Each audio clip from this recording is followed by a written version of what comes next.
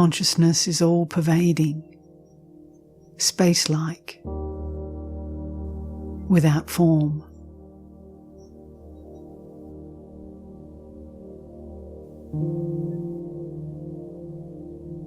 If one has an illness or a pain, it is only a movement in consciousness,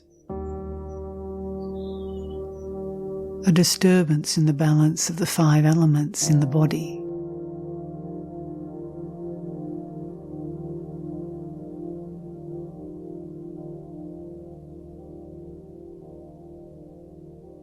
It is because consciousness has identified itself with the body that the pain is felt in the consciousness.